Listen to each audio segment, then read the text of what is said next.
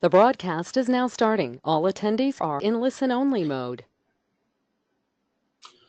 Good evening, everybody from Albuquerque, New Mexico. I'm David Oxenhiller here for your webinar this evening. Welcome. Let me know in your chat window where everybody's from. Throw up a few cities there for us to see.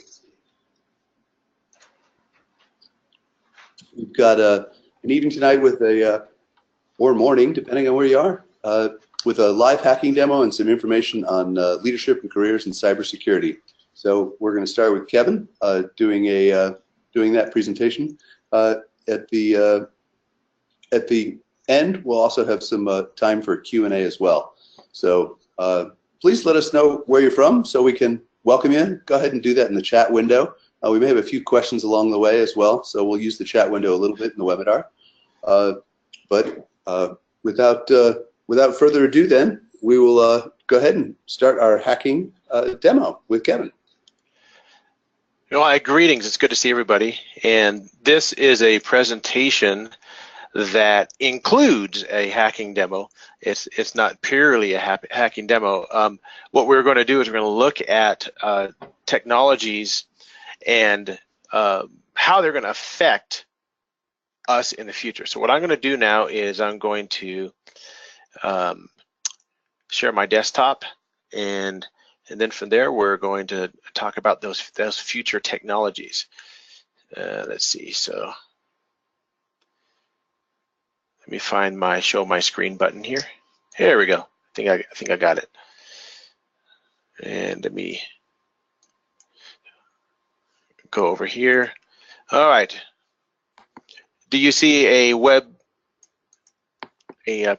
PowerPoint presentation? We see it. Let me make sure. Yeah. Good. All right. Marvelous. Let's get started then. Okay. So we're going to talk about hacking in this presentation. And what we're going to talk about is an area that is very rarely explored.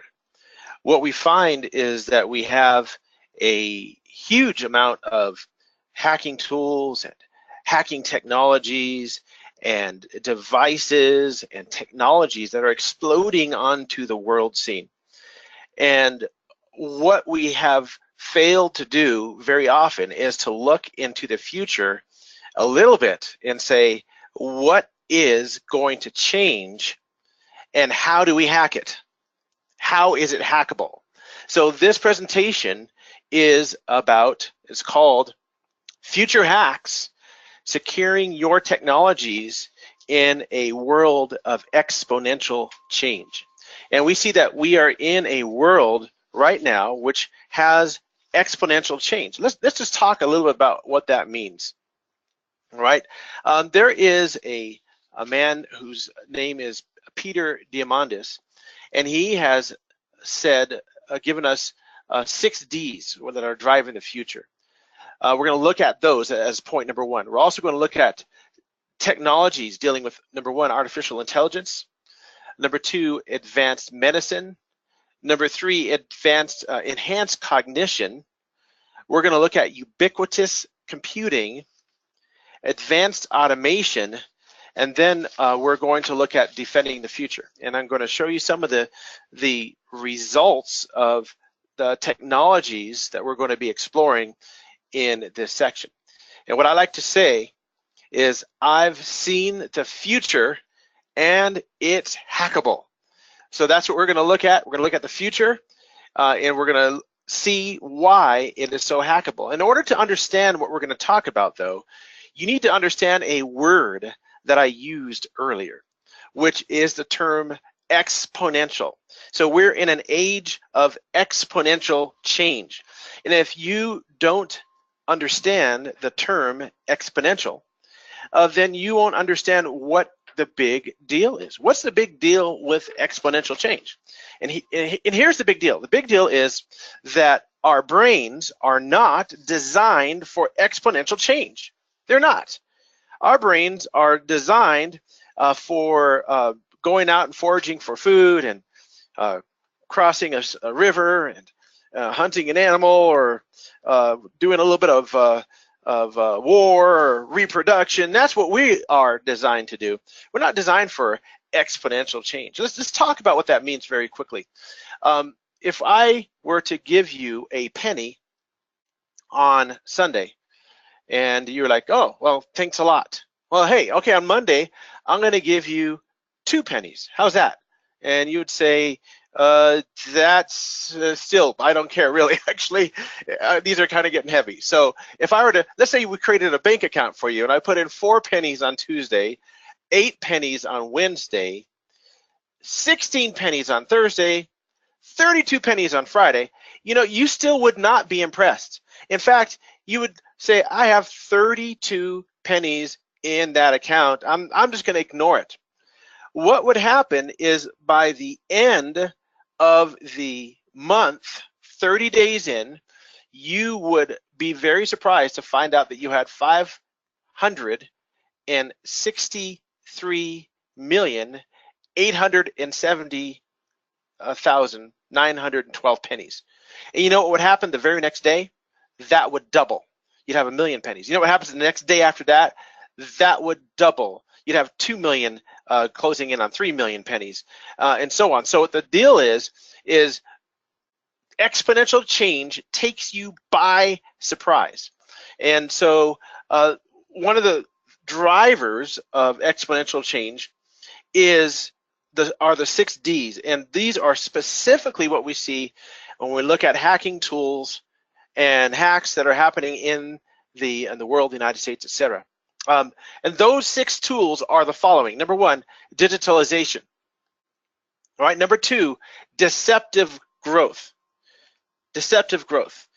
And the next one that we see here is disruptive growth.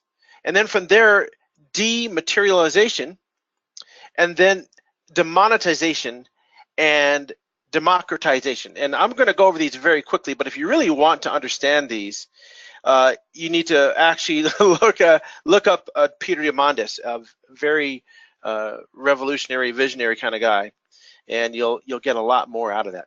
All right, so democratization, demonetization, what are all these things? First of all, digitalization. Once you digitize a product or service, you turn it to ones and zeros, and now it becomes an information-based technology and hops on an exponential growth curve. So something digitized can be replicated infinitely, just about, right? And transmitted for a non-zero marginal cost.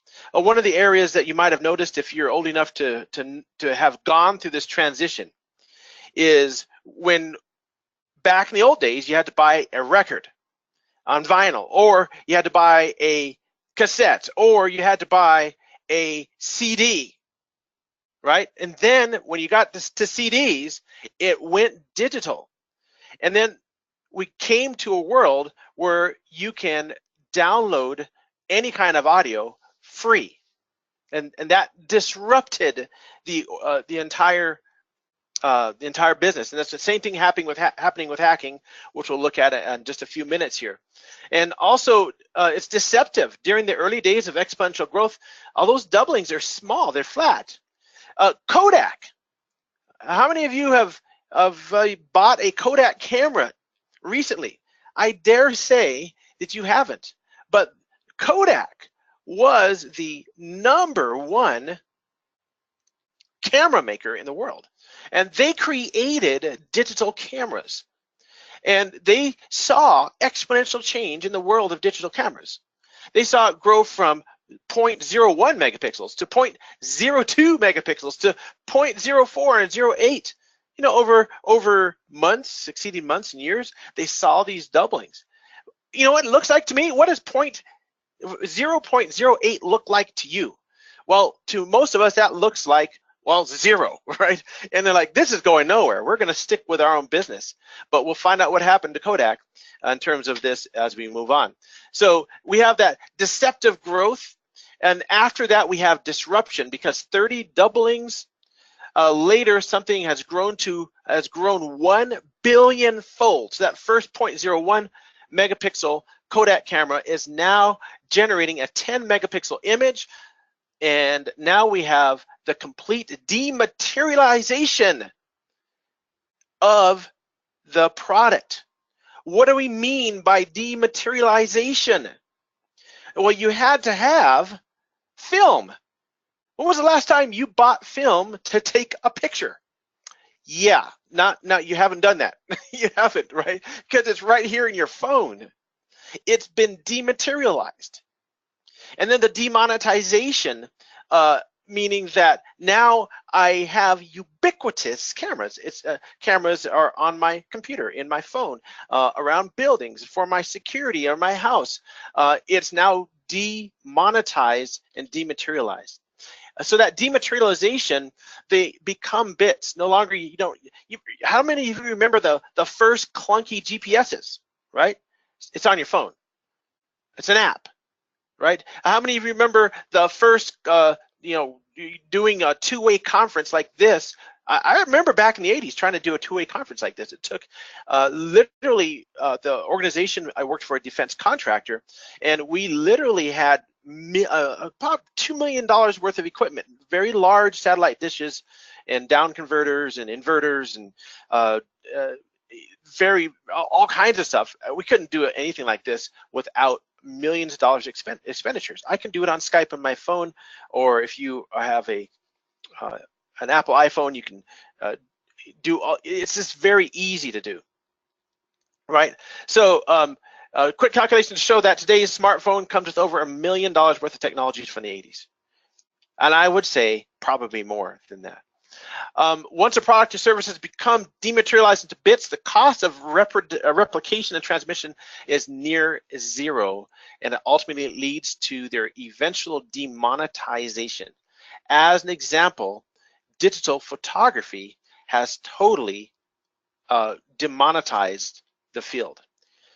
Democratization, and we're going to show a product directly related to hacking that does that in just a few moments here. So as the services dematerialize and demonetize, they become available to you, to me, and literally to everybody around the world. The poorest person in the poorest country in the world can get a smartphone.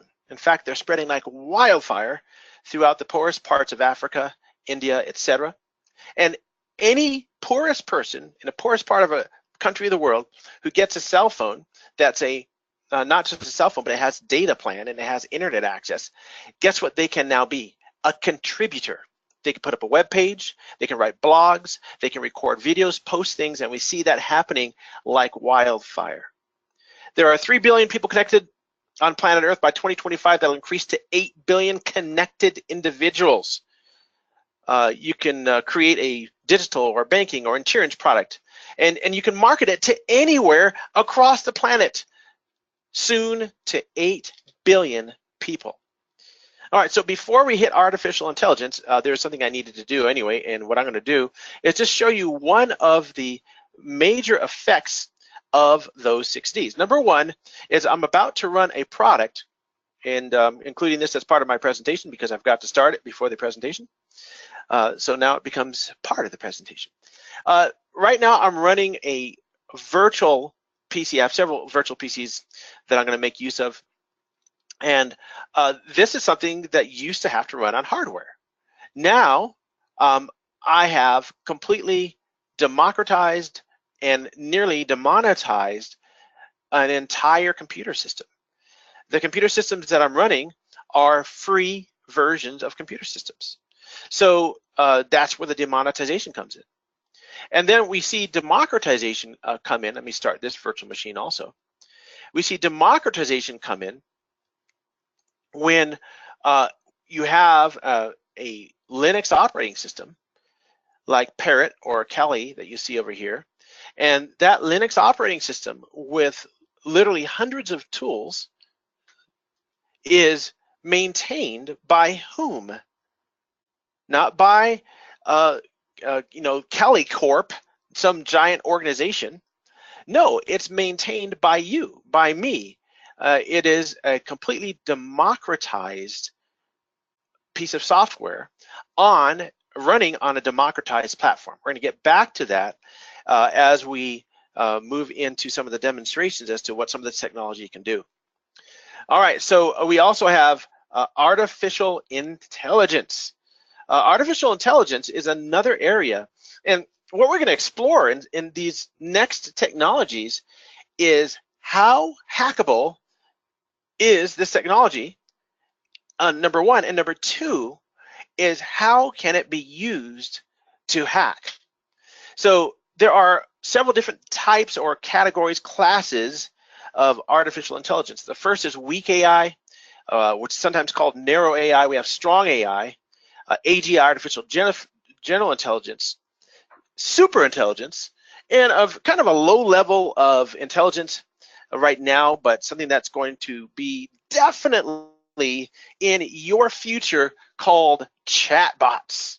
I'm sure some of you have already used those, but just wait until we see what they're going to be doing in the near future. So weak artificial intelligence, also known as narrow AI, is one that focuses on a narrow task. It's defined in contrast to others. So if you look at a weak AI, narrow AI, it's going to be an AI that just does one thing. Like for instance, let's say it drives a car, or let's say it plays cards, or it plays Jeopardy. It doesn't do anything else besides that narrow or weak focus, and it takes a lot of coaching. It's not going to just talk to you. You're not going to say, AI, please figure out the best path for me to go home and stop at these 4 stores. And it'll say, I'll help you, sir. It's not going to do that. You have to have a specific request for it. If this is a chess playing AI, it's not going to help you get home at all. If it is a car driving AI, it's not going to play chess. So weak or narrow AI is narrow and brittle. Here's another example, Siri. How many of you use Siri every day? Siri, by the way, there are some really good hacks for Siri. I wish we had time to do Siri hacks. But Siri is very narrow and very brittle. Try this with Siri. Try saying, Siri, find the presentation that I did last Tuesday and put it in the folder that I created just a few minutes ago, and then rename the presentation to new presentation, and then go to page 7 and start a new slide. What will Siri say? I'm sorry.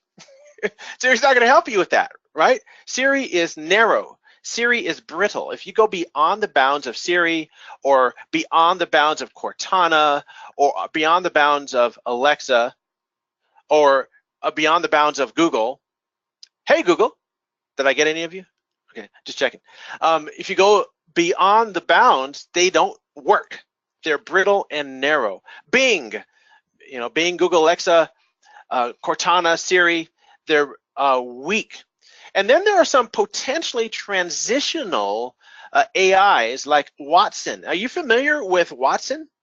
One lookup that you should do if you're not familiar with Watson, IBM Watson, right over here on the left here, is to do a Google lookup on Watson, IBM Watson, Jeopardy. So a few years ago, IBM Watson competed on Jeopardy, and Watson won. Watson competed against several Jeopardy stars, right? They were, and Watson won. But if you were to ask Watson, who was programmed for Jeopardy, hey Watson, what time is it? I bet you it would have trouble telling you what time it is. But I tell you what, it can answer a Jeopardy question because it's still fairly brittle. Microsoft Cognitive Services and DeepMind from Google are all examples of potentially transitional weak AIs. They're not strong yet. Strong AI is one that has mental capabilities that mimic the human mind. In philosophy, if you look at this, type in chat, what is this symbol up here, the red symbol that you see? What's that? Anybody know what that is? Type it in chat. Yeah, it is HAL 9000. HAL 9000 of 2001: Space Odyssey. and it's the AI that went kind of crazy. Went kind of crazy and became pretty famous. It's obviously science fiction, but very interesting stuff. All right, so if you were to talk to a strong AI, you would know that you're talking to a strong AI. Like for instance, Jarvis. Familiar with Jarvis? You know, and if you've seen the movie Ex Machina, or if you've seen Cortana in the games, that is a strong AI. All right, anybody play one of the Microsoft games when you see Cortana? But I want to show you an example of how one would interact with strong AI. Okay, and then we're going to talk about hacking. Right? So, how would you interact with strong AI? Let's listen.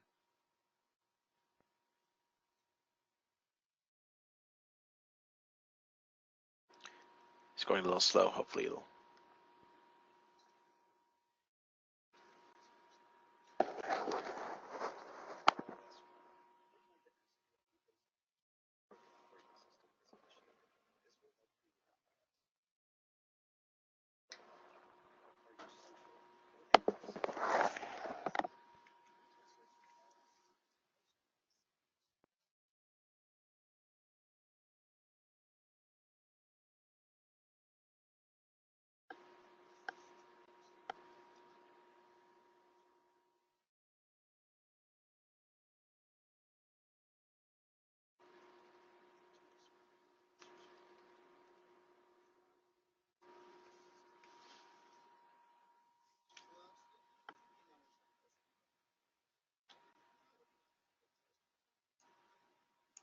Oh.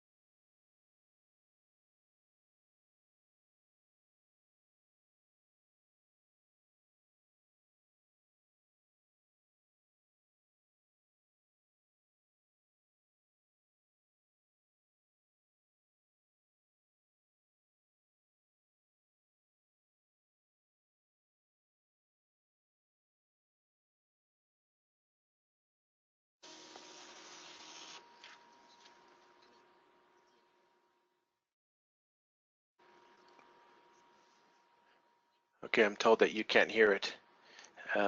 Let me see if I can fix this.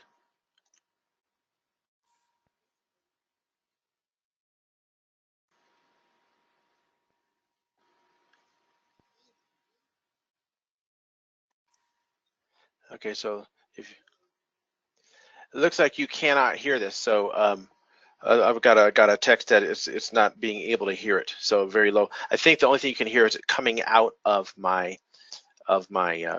headset itself, and I tried to switch the audio to the speaker.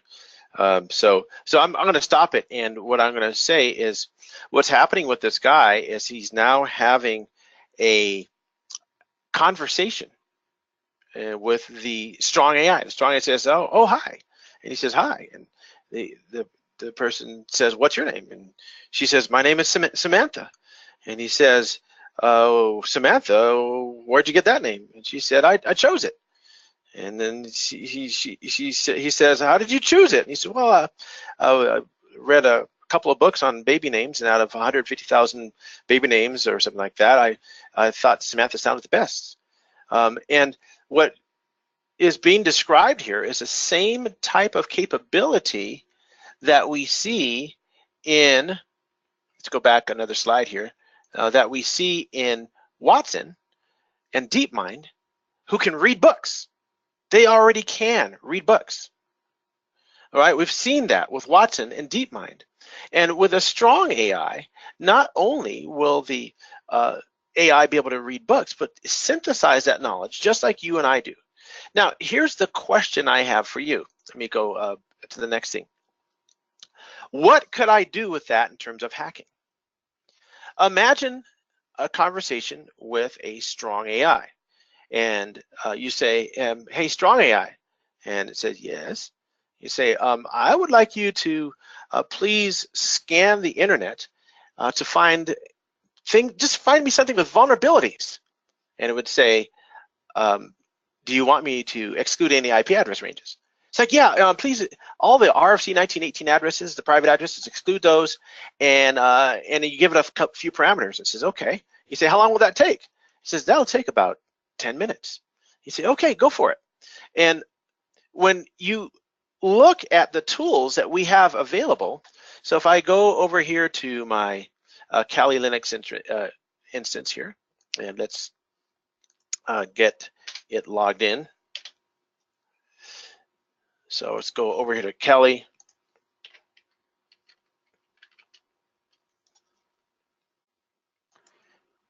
Okay, good, it is connected. All right, there we go. And I'm gonna just go as login as root, which I don't recommend, and get into the instance. I'm saying instance because I'm so used to doing this with AWS. We're going to look at hacking with AWS. Also, as we move in, get further along. We'll get rid of that.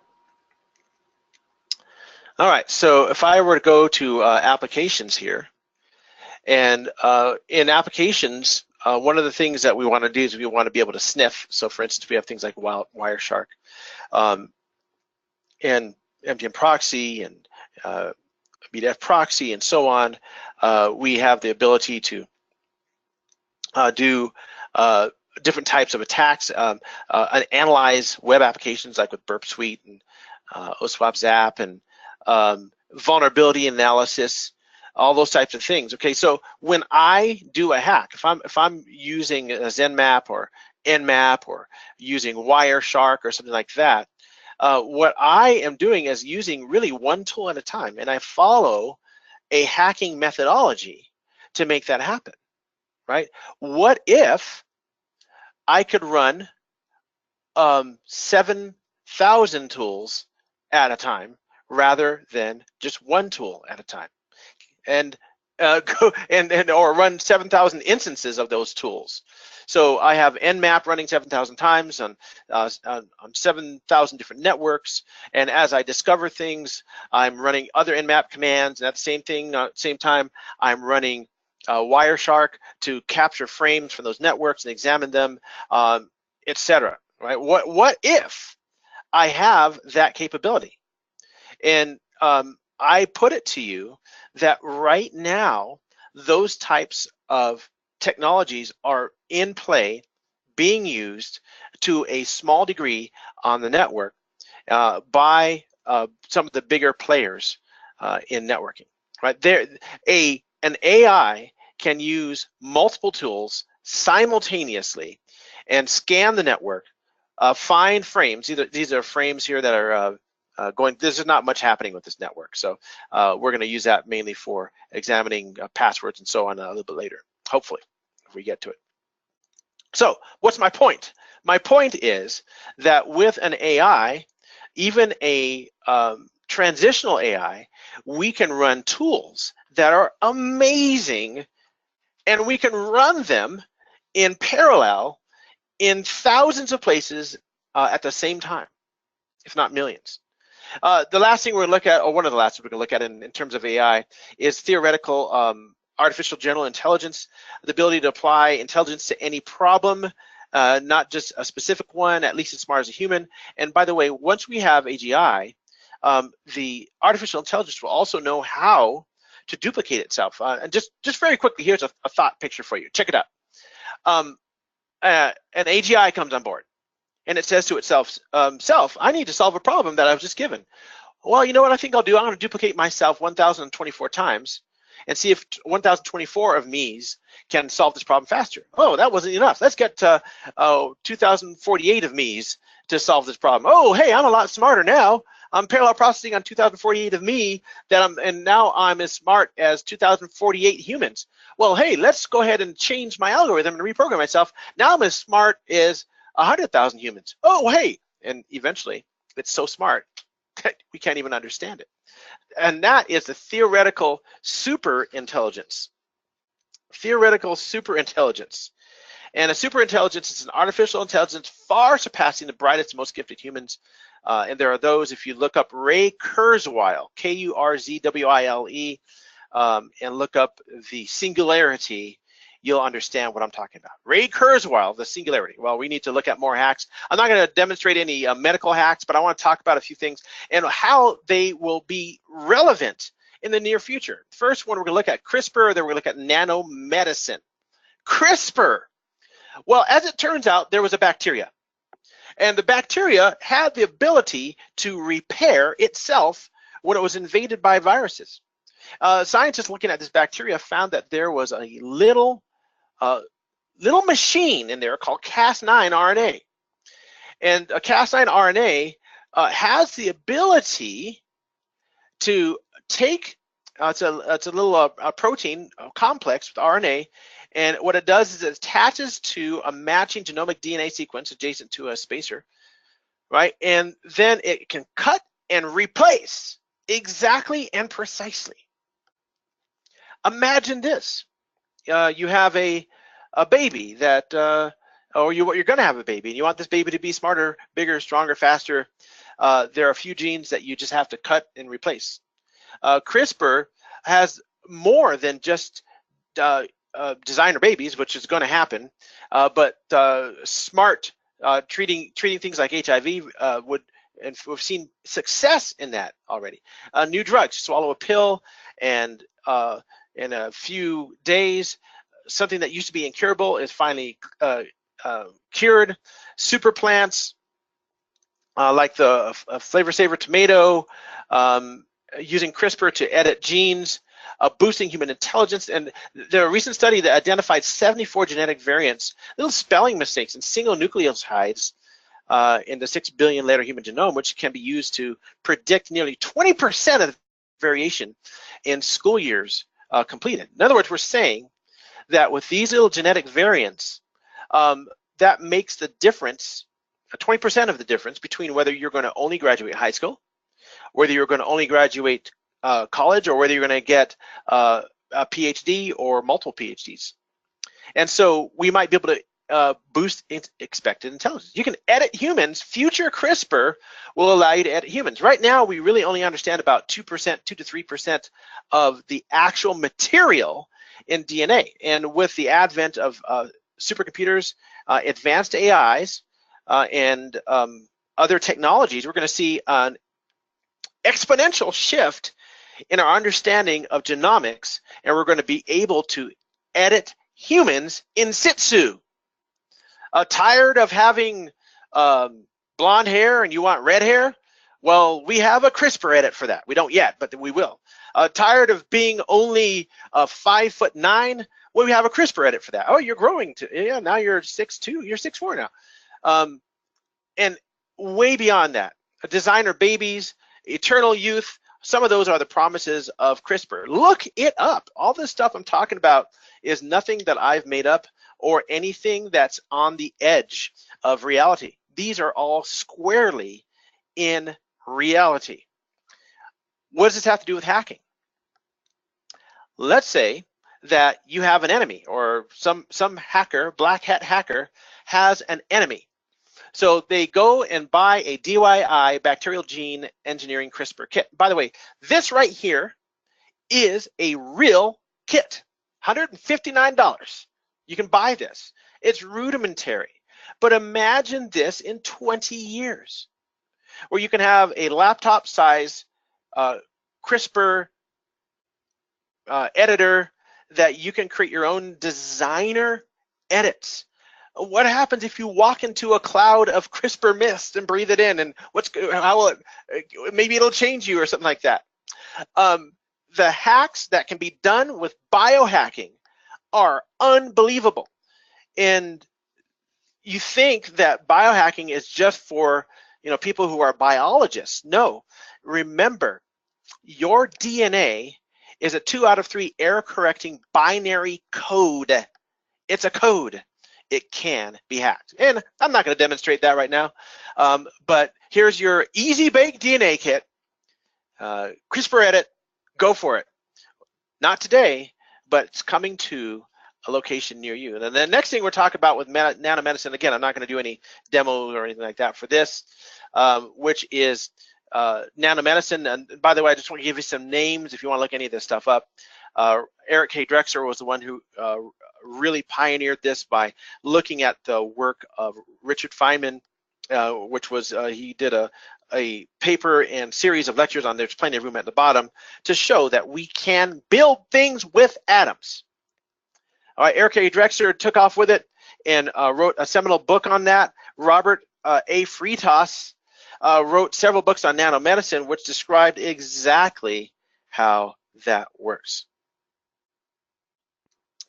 All right, so some of the things that they both have written, and these are not journals of fanciful whimsy stuff. This is actual mathematical physics and engineering for creating items from the bottom up, from atoms. So what can we see with nanomedicine in the future, and how does it relate to hacking? The Respirocyte.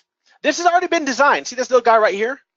This is a single molecule that can take in oxygen 1,000 times more dense than red blood cells, and then release it slowly so that maybe one day you'll sit at the bottom of a swimming pool for 20 minutes just watching people swim at the top, because you won't need any oxygen. It's all in your blood, right?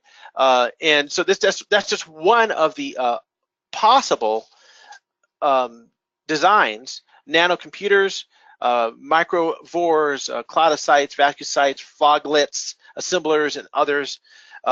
There's the idea of utility fog, which really will congeal out of the air and create items. All of this has been described extensively, not in science fiction, but in physics papers and books, engineering papers and books. When this technology hits, it will seem like it came out of nowhere because it is exponential. What does this have to do with hacking? Well, how does a Respirocyte or microvore, or cloudocyte, a foglet, how do all these run? They run on computers. They run digitally, and therefore they are hackable. And so some of the same issues of I/O, of communications, of packet transfer, of frames, etc., all of those are going to be available with nanomedicine also. Even though that it promises to help you with aging, arthrosclerosis, augmentation, cancer, cryostasis, dental care, trauma, and all that kind of stuff. Yeah, it'll help you. But it also is a technology that can fall prey to hacking. Now, here's one that is also right around the corner that is really amazing, which is called enhanced cognition. Now, in order to understand where enhanced cognition comes from, I need to talk with you a little bit about how your brain works. All right? How does your brain work? So check this out. What is this? These are neurons. There are some 500,000 cortical columns in the neocortex. Each of them are about 0.5 millimeter wide and 2.5 millimeters long. Each one of these, this is 60,000 neurons. And what this right here is, these one 2, 3, 4, 5 columns in the cerebral cortex, which is the part of your brain that does your thinking, that you're using right now to process this presentation. These are pattern recognizers. So if you look around you right now, what do you see in front of you? You see a computer screen, you see a keyboard. Look, someone's in the room over there. See that person? Yeah, you recognize. Why do you recognize anything that you recognize? Why do you recognize these strange noises that are coming out of my mouth and being transported into digital, coming out of your speaker? It's because there are patterns that you've learned to recognize, right? Here's the deal: it is supposed that we can create these same pattern recognition, not neurons, but structures, and move them into computers. So that right now, let's say you wanted to be creative, come up with an idea for a presentation tomorrow, and you're running short on ideas. Well, you would use Elon Musk's Neuralink that is woven through your brain, and you would connect with Google Cognitive Services by using a thought, and with that, instead of having your own neocortex, which only has 300,000 pattern recognition complexes in your neurology, you would have 10 neocortexes on demand, or 10,000 neocortexes on demand. And you would think in the cloud, and not only would you come up with an idea, but while you are doing that, your IQ might be measured in the close to 1,000, not just 150.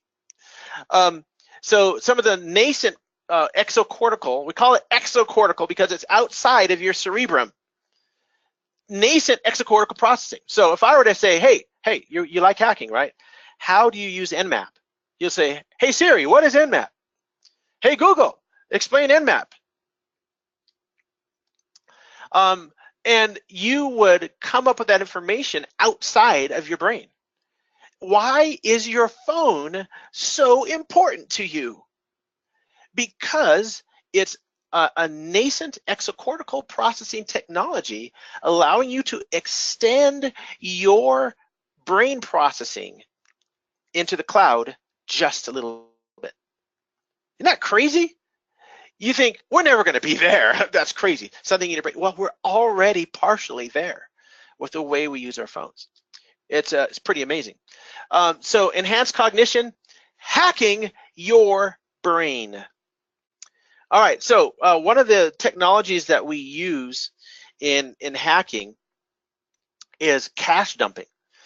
So for instance, what you can do is you can go into the memory of a computer and dump the cache, and then you can sift through the cache and find what was running, in fact, recreate that. In fact, that's a part of forensics, computer forensics. And that, if you take a class or you get a degree in hacking, you're going to learn forensics, and you'll dump cache. Now, what if I just, in order to say that to you, I thought in the cloud using my exocortex, my Neuralink from Elon Musk, right? I did that, and what if you could hack in and get that cache of my thoughts? You would know what I was thinking. That's crazy. A three-dimensional, four-dimensional view of what a human is thinking just because you dump the cache, right? Crazy stuff. Emotional state injection. That's if we look at the types of tools that we have available to us, we use several different types of injection for hacking. If you take a CE8 certified ethical hacker, you'll know how to do these. But what if you could inject an emotional state, make someone upset or happy, inject an idea or a meme? Memory snarfing. We have blue snarfing, where you can take information from a cell phone.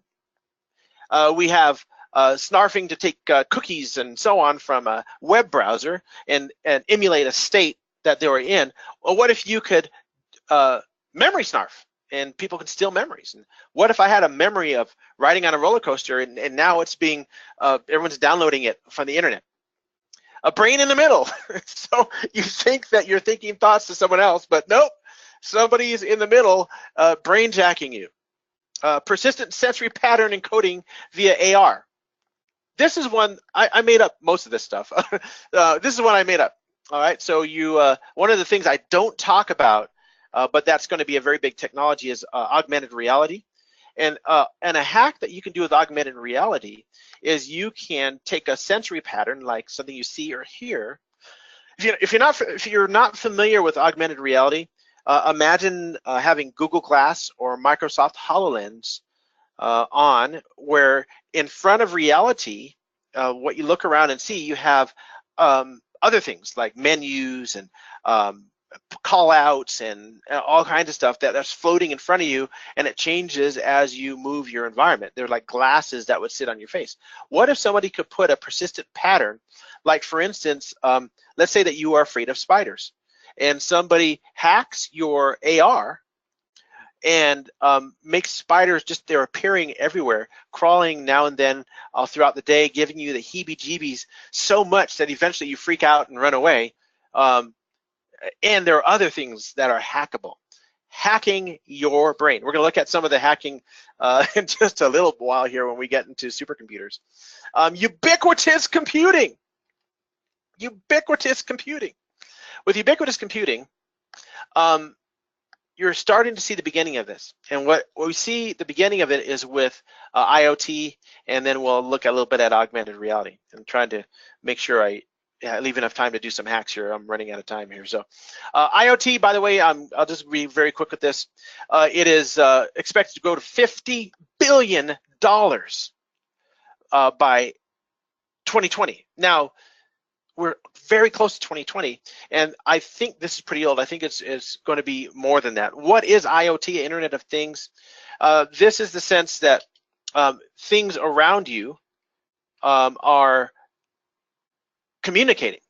So if you've ever had a light bulb that you can turn on, or a security system that you can monitor, or a device that you can monitor from the internet, that's the beginning, the infant, the birth of the Internet of Things. Eventually, the Internet of Things will encompass everything you see around you. Everything.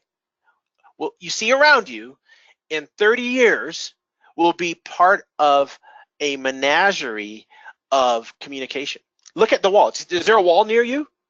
You'll be able to say, hey, wall, what color are you and how long ago were you painted? And your wall will say, I am chartreuse. I was painted 3 years ago. I need to be replaced.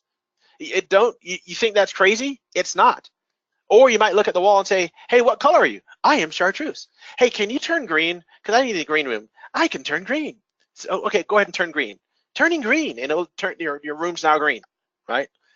Carpet, do you need to be replaced? I do not need to be replaced for another 5 years. Your desk, project my taxes for 2017. Oh, I shouldn't talk about that, should I? My taxes for 2017, project it, and it'll come up as a 3D image.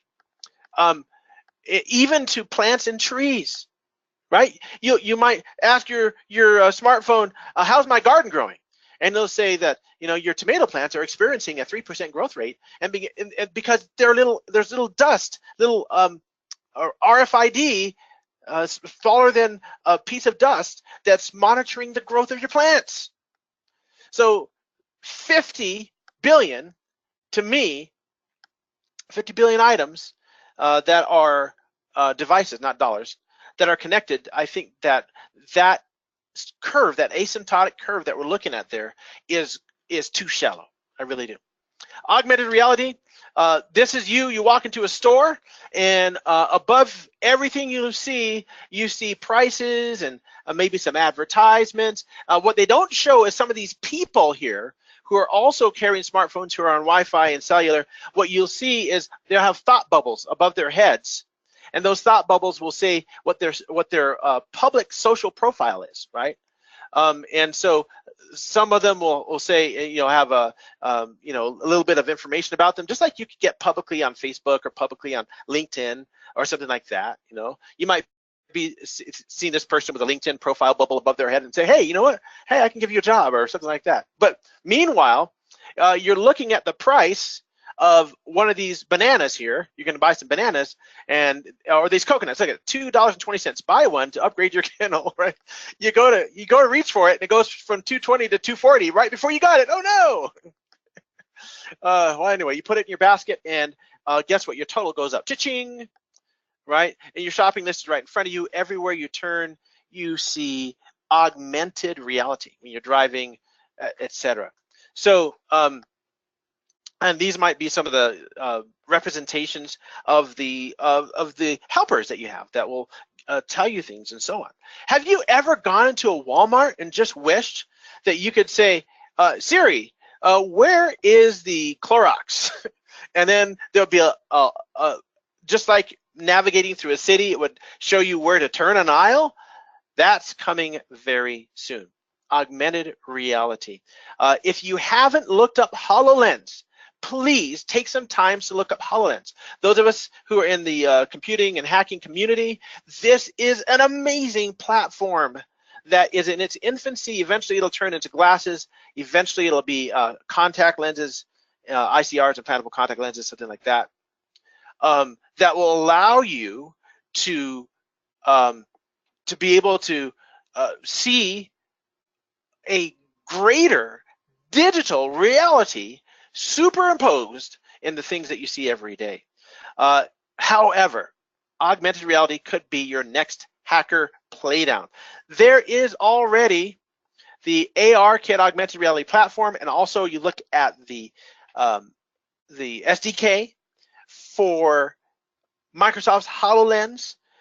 Each of these platforms are available for hacking.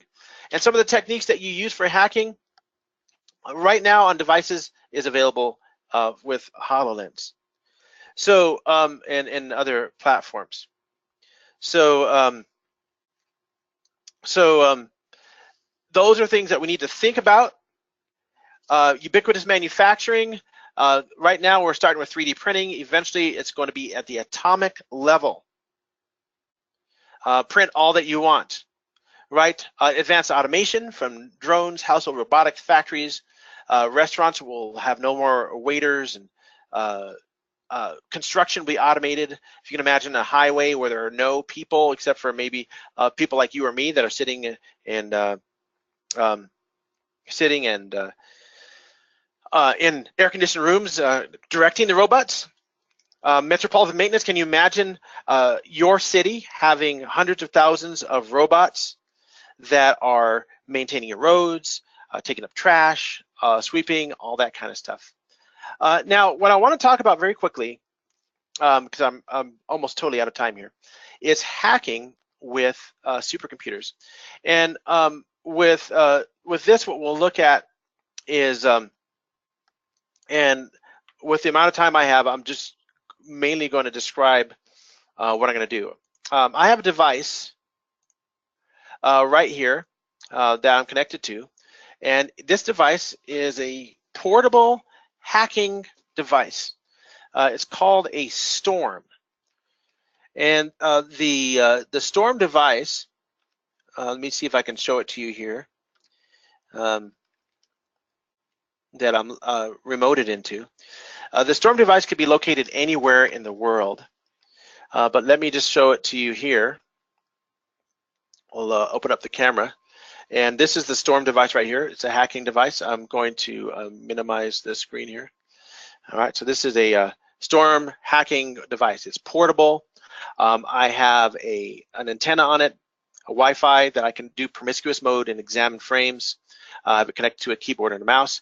Right now, this is in the executive suites, as you can see behind me, but it could be anywhere. It could be anywhere that you want it. All right, so this window that you see right here is the Storm device. Now, I'm going to describe. I don't have, my time is really running out to do what I would be able to do, but I'm going to describe what I would do. So let's just do ifconfig. And with ifconfig, what we see is that we have multiple cards here, with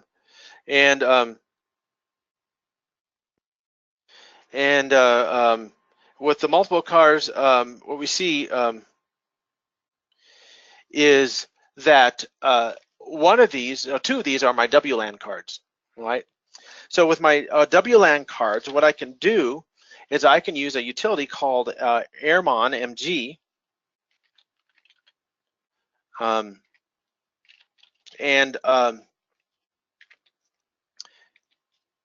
if I and I'm going to just do, I think I can still do WLAN 1.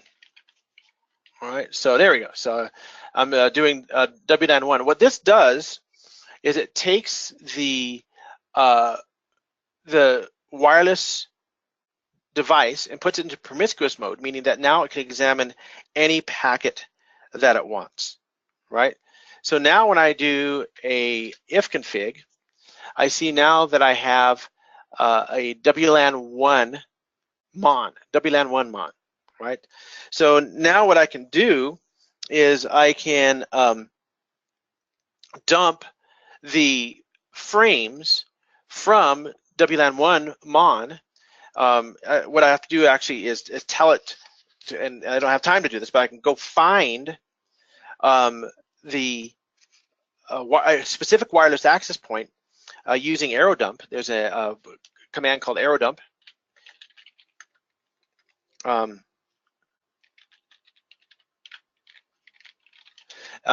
I can use that to give it a specific BSS ID, which I don't have time to do right now because I'm really running out of time. And what I would do is essentially grab the password hashes. And once I have the password hashes, I would, and I have some right here that I've already pre-grabbed. I put them into convert them into what's called an HTTCAPX file, right? On top of that, I'm going to need a dictionary.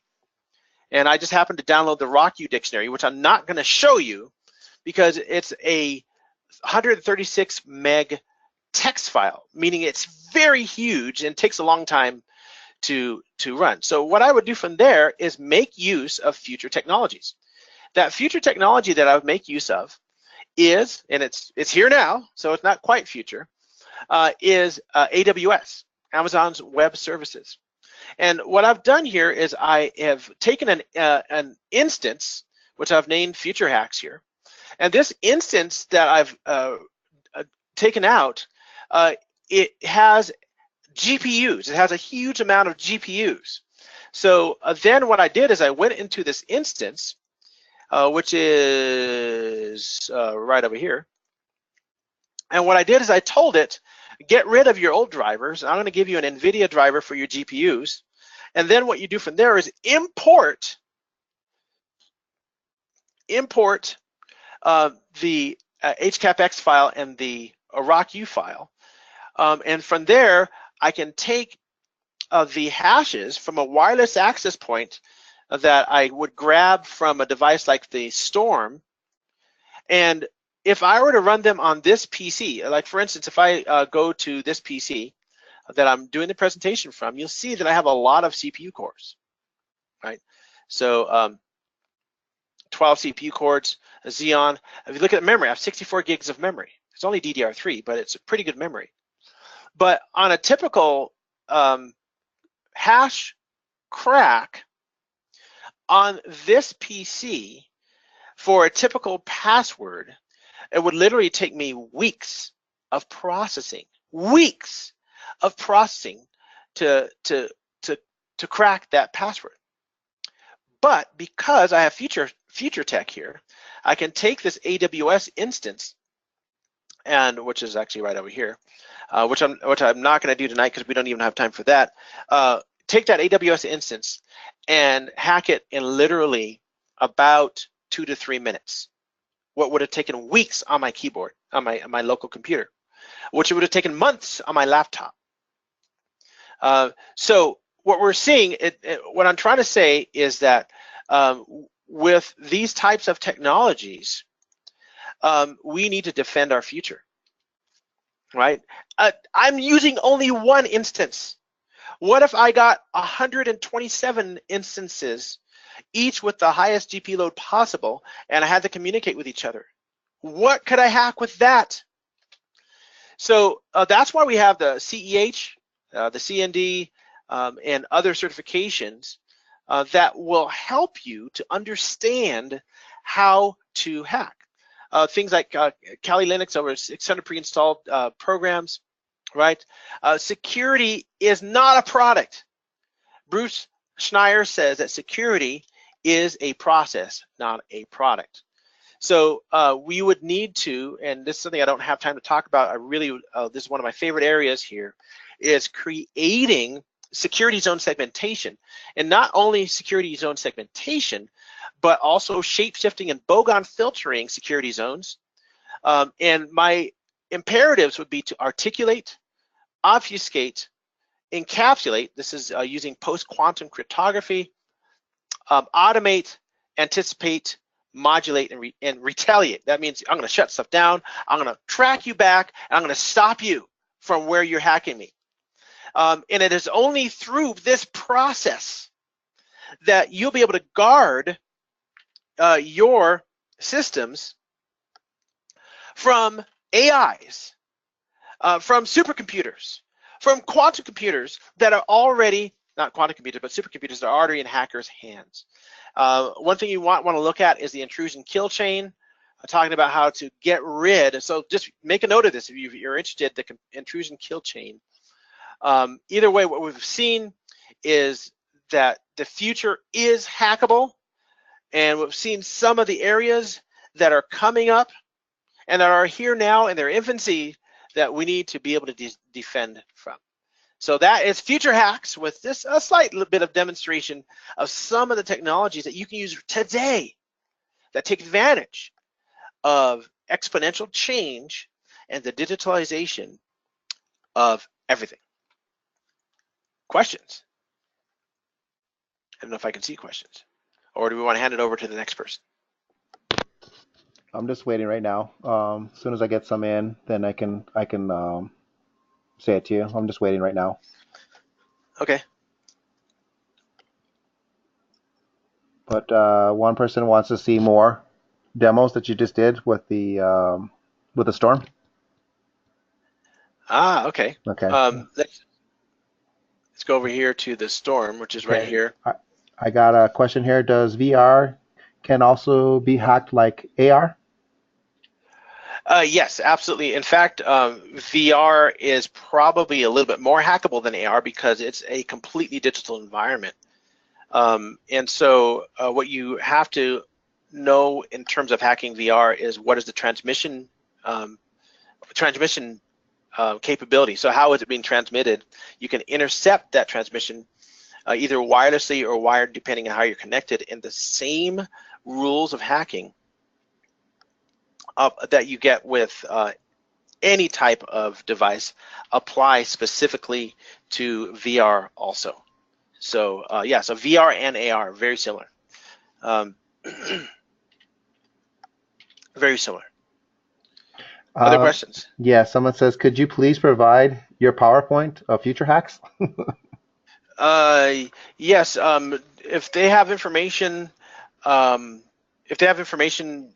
to get to you, or to one of the principals here, all you have to do is get me a list, and I'll either post it. I'll post it somewhere for them. Okay, I'm gonna say right now, please email me at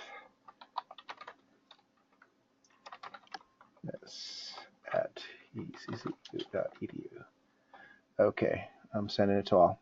Okay, everybody. Yeah, and it's very likely that I'll do a longer version of this with complete hacks, because this presentation was created for a longer. I cut out a lot of it, so I will probably put this into some form on YouTube eventually. So, but I just need email addresses of people who want to see that, because I would like to also demonstrate what's going on with AWS and show you those hacks. So for those of you who are interested in seeing, I'm going to go through how to set it up from the beginning to end, and so we'll do that. We'll have a look at that. Okay. Okay.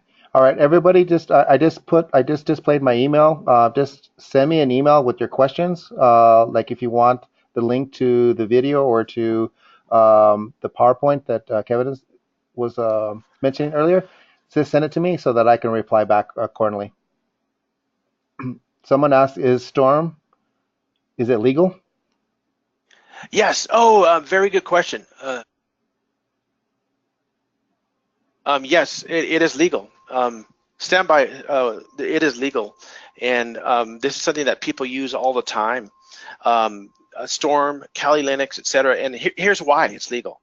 And the reason why it's legal is because just like it's legal in the United States for you to take karate or judo or even learn to shoot or whatever for self-defense, we have to learn the same technologies that the hackers are using against us to defend ourselves. So, oh yes, it's legal and it's encouraged, in fact. Okay. Government will hire you. Okay, and I have somebody here and I can answer this question. Any plans EC Council going to start like hacking and defending AIs, LOTs in the future? We're actually working on that right now. We have somebody that is writing the curriculum. So look for that in the future. But that is in the process right now. And I'm not sure on the EC Council if they're working on that as well.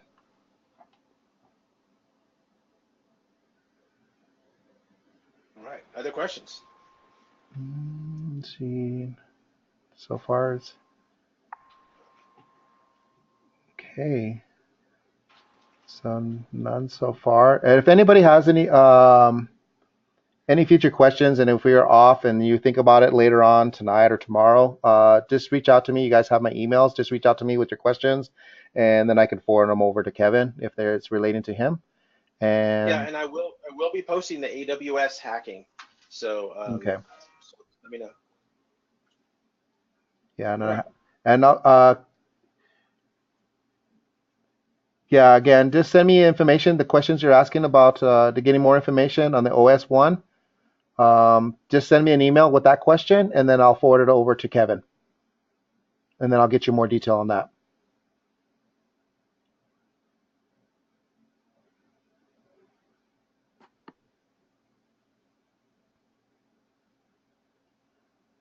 Okay, I'm gonna post my email again.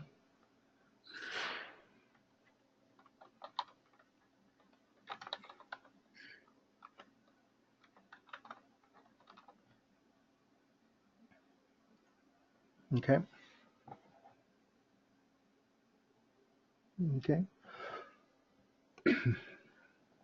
Okay. All right, so I'm gonna lead this over to Dr. Oxenhardt, Kevin King. Thank you so much. That was You're welcome. that was an awesome You're presentation. welcome. Yeah, Hope and everyone has a good evening. yeah, and then I will talk to you tomorrow.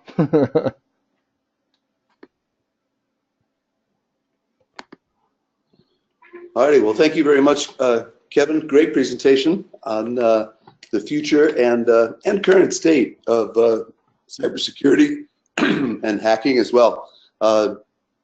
Some of the future technologies are a little terrifying sometimes when we think about the nanotechnology and things that could be inside our bodies and our brains, you know, in the coming days and weeks. And you know, we've gone way beyond cameras going inside the body to even, you know, more technology that's collecting data as it goes through the human body. And the fact that that's hackable is a scary future that we look at.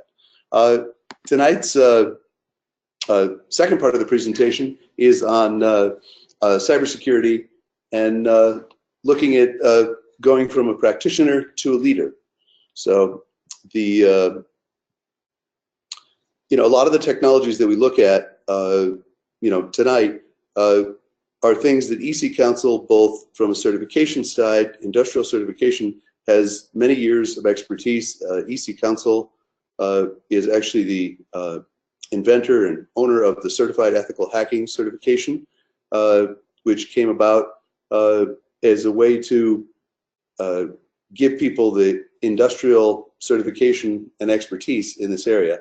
And from that beginning grew actually university level programs, which is what we'll talk about, how those fit in to things as in the cyber career. So the cybercrime that Kevin was talking about is really something that's gotten really pretty large over time. There's been upwards of 20 million cyber attacks per day. These are increasing at, exponential rates. They're against businesses, they're against web apps, they're against large organizations, small organizations, individuals, corporations. It's across the board. And the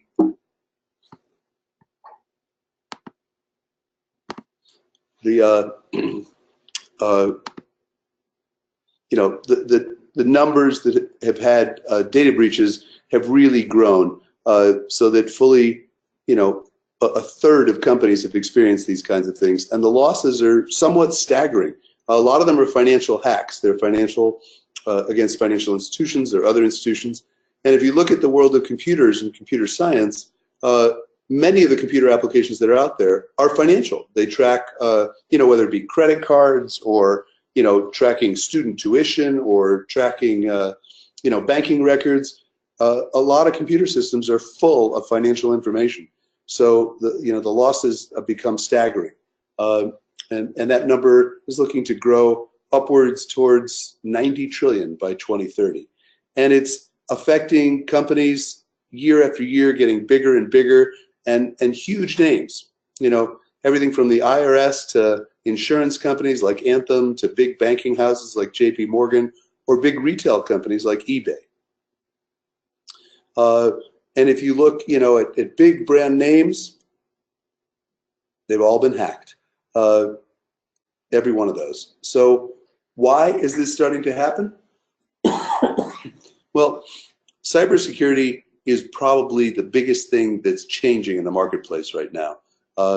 It's gone from, a small, non-existent market to one that's worth 75 billion and is going to double and more than double in the coming years. It's becoming one of the top concerns of organizations. Cyber attack is one of the top threats that most corporations look at now, followed by things that are pretty similar to cyber attacks like data breaches or outages, unplanned IT and telecom. Those things are higher than acts of terrorism. You could almost argue that they are an act of terrorism. So why then is cybersecurity growing as a field? Professionals are in really high demand because the growth of need for professionals in cybersecurity is growing faster than the educational markets, and the experience of people is growing. So the openings are growing faster than there are people to fill them. So it's far outpacing the supply. And given that, that's one of the reasons why a degree or certification can be incredibly beneficial. Enormous job growth, almost 100% job growth year over year. There's a lot of different areas, everywhere from analytics to investigation to looking at computer architecture, even a lot of roles in management and supervision.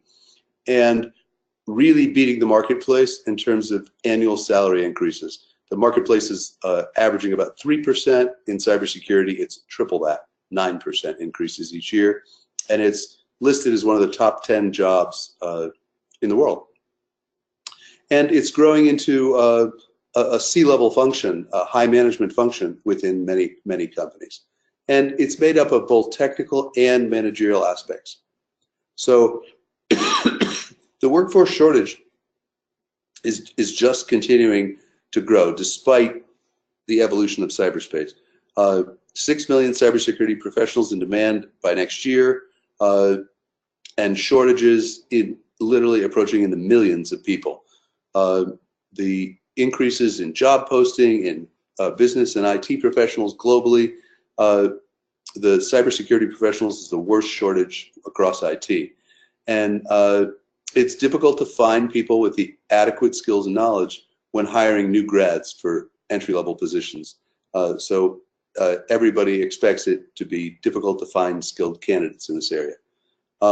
It's a booming career area. The salary figures are as high as almost any other profession. I mean, they're outpacing even legal professions and certified public accountants and other areas where high certification and licensure has been the norm for many years. It's beginning to outpace those.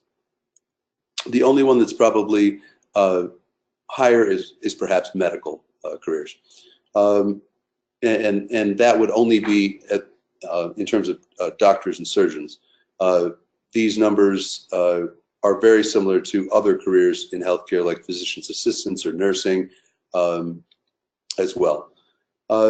So salary increases, job security, job satisfaction are the top three reasons people enter and stay within cybersecurity, as well as the lucrative average gains in salary year over year. So what are some of the paths that you can take for entry into the industry? Certainly undergraduate programs.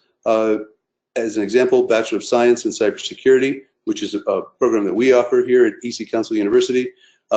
If you already have a bachelor's, for people that are looking at career changing, graduate certificates in specific areas that focus in on different areas of cybersecurity, so like disaster recovery or the research behind forensics, and even all the way to the executive leadership role, which in our future graduate programs, that's going to include the CISO or Chief Information Security Officer training embedded into that. So, and at the earliest level, information security professional and IT analyst has some of the basic hacking tools and certifications like certified ethical hacking and network defender built into them.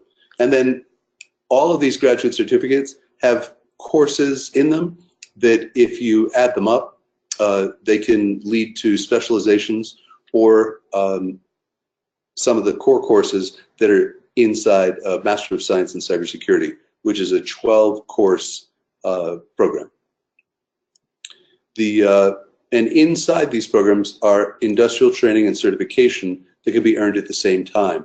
So really, one of the most interesting things about online learning and adult career-oriented higher education that's fully online and flexible is that you can take a three-pronged approach that is essentially work experience, industrial certifications, and higher education degrees all at the same time.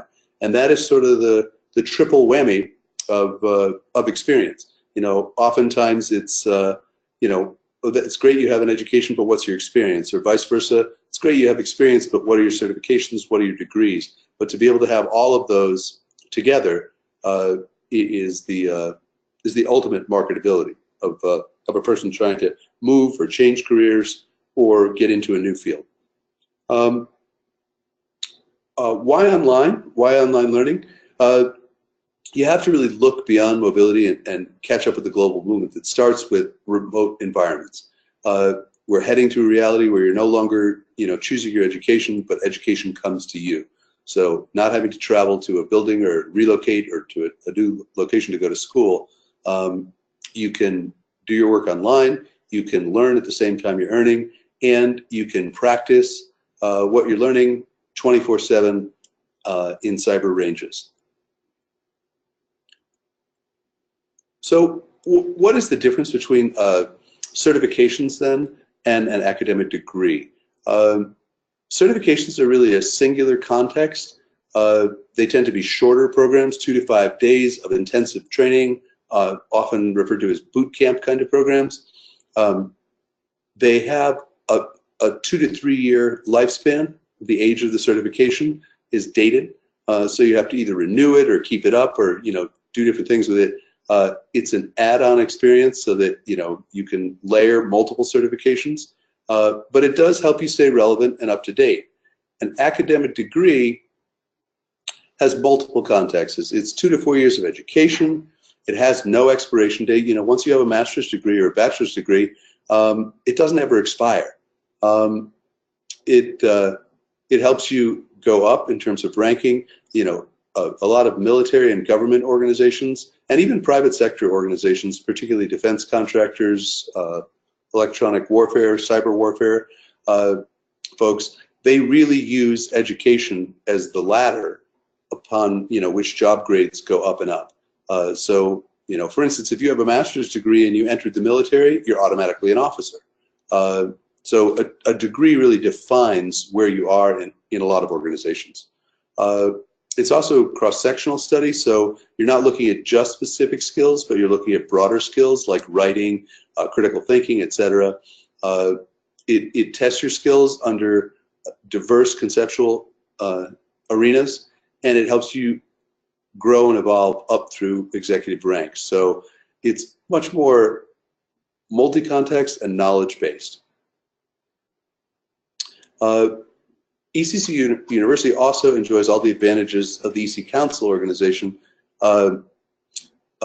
through U.S. national accreditation through the Distance Education Accrediting Commission. Also, all the programs are accredited with the national ANSI standards. They're mapped to specific job skills that are utilized by the military, the government, and the private sector in terms of what are the job skills that somebody needs to work in a particular career field within cybersecurity, and all of the courses and programs are mapped to those skills, as well as some of the military certifications and the specific cybersecurity certifications. Global recognition of EC Council's certifications and degree programs in 149 countries, over 700 different partners are utilizing the training and education materials that come out of EC Council, as well as us. Over 200,000 people have been certified worldwide, well connected to Fortune 500 companies, industry certifications and certificate programs, over 40 of them under EC Council, and over 7 degree and graduate certificate programs within EC Council University itself in an online and flexible environment. And as opposed to ivory tower thinkers as professors, we utilize professors that have the academic credentials, but they also are practitioners. So they work in the field that they're teaching in, which is a great learning environment to learn by people that are doing, as opposed to learning in a purely theoretical context by people that have been in a college environment, but maybe perhaps have not applied their knowledge in the workplace. So the use of expert teachers is very important.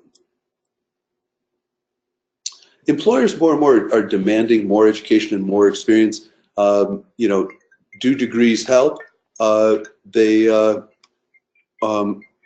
They're very important in the hiring world. So if you look at some of the requested levels of education in job ads, you'll see that very often it is a bachelor's or a master's degree. Very few job postings anymore are listed at an associate's degree or lower, particularly in the field of cybersecurity. And even those minimum experiences, people are looking at years of time. And if you're working on a degree that has applied learning in it, you're really often working and earning a degree at the same time. So you're moving up both of these charts to more time. So, the question is, could you imagine your name as a Chief Information Security Officer or a CISO? Working through a degree is a great way to change careers, enhance your ability, moving from a practitioner level to a leadership level. Obviously, more responsibility, more dollars. Questions then? I have a question here. Is EC Council University accredited by other agencies? The university level accreditation is the Distance Education Accrediting Commission. And then at the programmatic level and at the certification level, some of those other things come into play, like ANSI and some of the NICE certifications, and then the National Security Agency 8570, and some of those apply specifically to courses, programs, and certifications.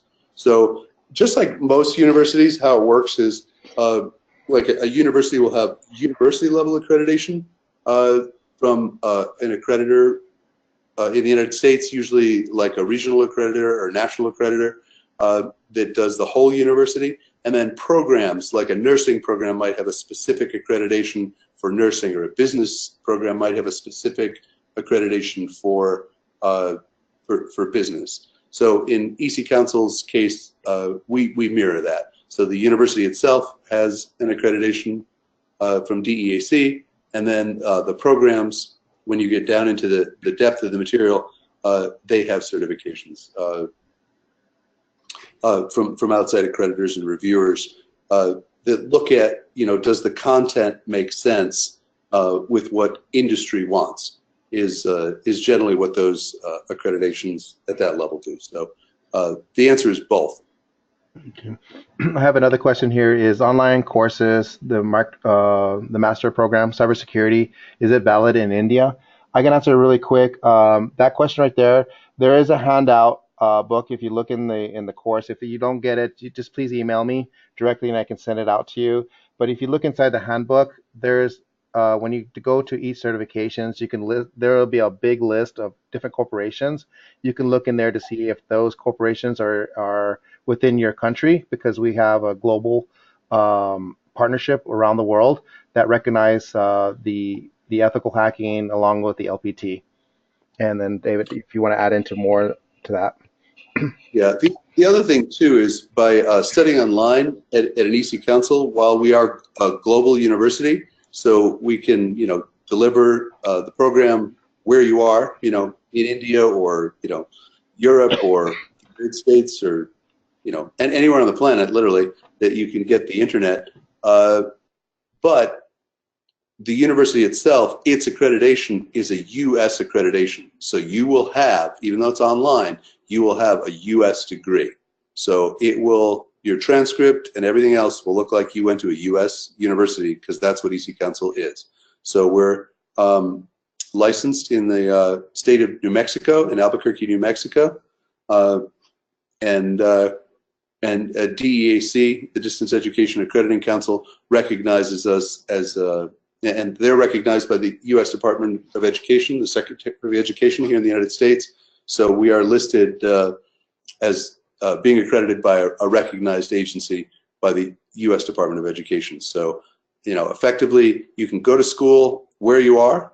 If it's in India, and at the end of the day, when you get a degree, it's an accredited U.S. degree.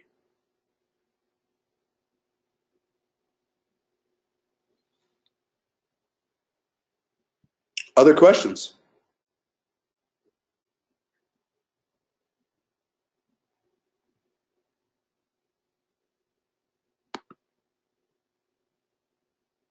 Actually, you can see our international offices and U.S. offices here.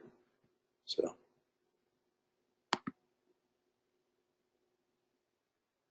all right. If there aren't further questions, we appreciate you coming tonight to the hacking information demo, as well as some information on some of the programs. The other item that we have on the agenda for any U.S. students, we also have information on veterans benefits. In the United States, veterans benefits do apply to these programs. And David Valdez in our admissions department is here with us tonight, and he has some expertise and background in that area. So if we have any questions about veterans benefits of course, they would only apply to U.S.-based students that have veterans benefits. We can provide a little bit of information for that in the ending Q&A here at the end of the presentation. So do we have any veterans here?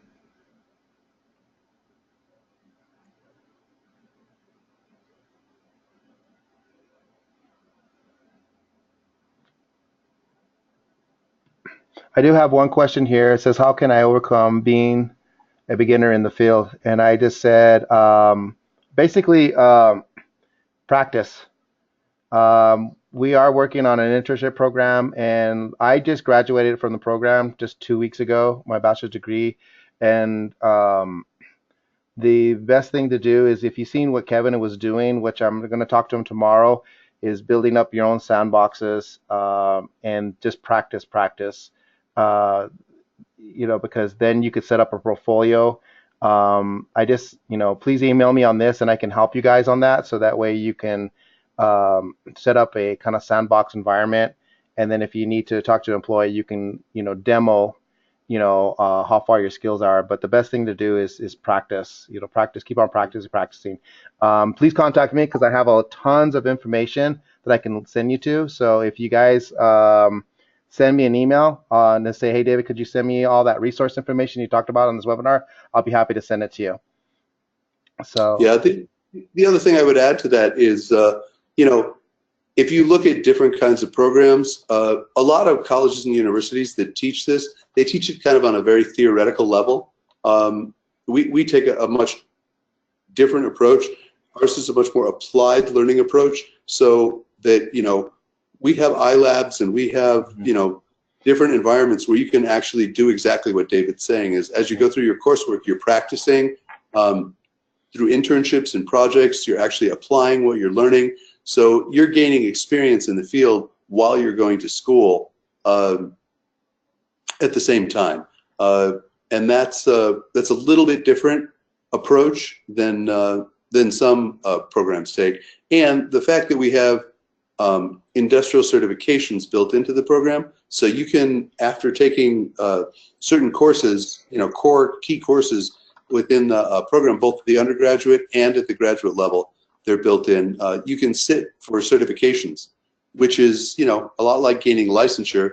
And those certifications to most of industry is a sign that you're experienced and that you have the know-how to go do a particular job. So, the built-in certifications is a great way to, sort of crack into a new area like cybersecurity if you have no background or experience in it.